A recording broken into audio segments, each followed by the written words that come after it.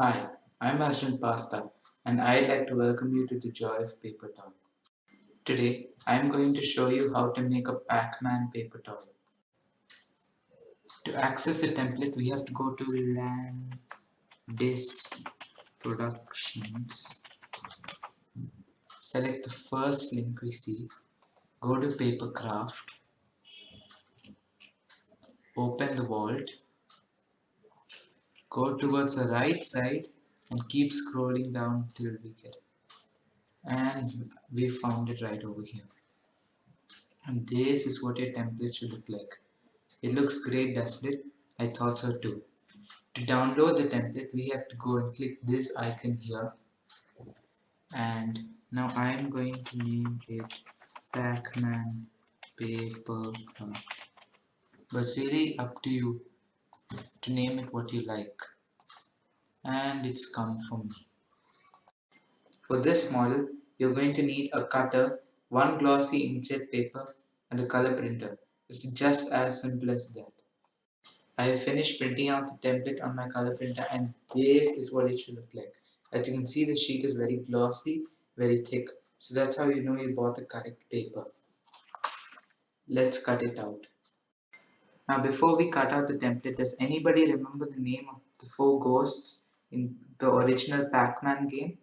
I'll give you a hint. The names are Blinky, Inky, Pinky and Clyde. If any of you can match the ghosts to their names, go ahead and write it in the comment section below. Let's cut it out.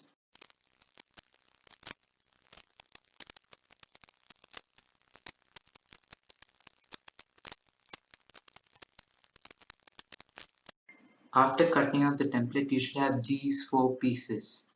What you're going to want to do is take this big loop here and start curling it. You don't need any special tools for this, just your fingers. Now, the thing I've noticed about this is that it is a very long loop. It's even longer than compared to my first ever paper toy, the Sonic the Hedgehog paper toy.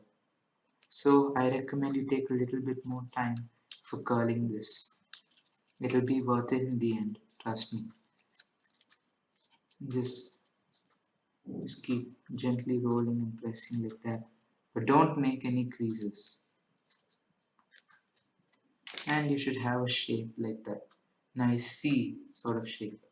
Then you're going to notice that on the ends of the loop there's a black slit here and another one black slit here. Then what you're going to do is you're going to take one end and just slide it into the other very smoothly, just like that. Remember, if you feel that the slits are not big enough, feel free to cut them, but don't make them too big as they may tear the paper. And then when you're done pressing it in sufficiently, press it downwards, press it flat down like that, and you have finished assembling your loop. Then you're going to take this background piece, which basically means the piece that is furthest at the back, and notice that there are two red colored slots here and over here. On this model there's a red slit all the way back over here and over here. What you're going to do is you're going to take this piece, slide it in. Don't try and ram one side in. Push a little bit every single time and it should go in a bit smoothly. Now remember, the very important thing about these desktop gremlin models are, if you feel the slits are not big enough, then feel free to cut them, but don't go overboard as you may cut the paper. After you feel that it has fit properly, keep this aside for now. Then take the middle ground piece, which basically means the piece between the very last piece we attached here and the front piece. Then you're going to notice there are two blue slots here. Now, one thing about this is that the blue slots are a bit hard to identify compared to the green slots of Pac-Man himself, but you can always remember the location of the pieces because that's much easier to remember than the color code, though the color code helps a lot in general. Then you're going to notice on the loop itself there's a blue slit here and over here. Just like last time, you're going to slide that in over here bit by bit. The important part is to do it bit by bit. Don't try and ram it in on one side. And again, you can always adjust or trim the slits if you want to. Because if you feel they're not going in enough, it's not your fault. You can always adjust it. So like that, just keep pressing it little by little. And oh, just remember this. Don't cut them too wide. The slit should never be cut too wide.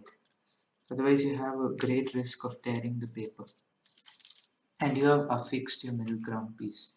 Then this is called a foreground piece. As you can see, there are two dark green colored slots here and here. Now they weren't exactly extremely distinguishable between this color of the slot and this color.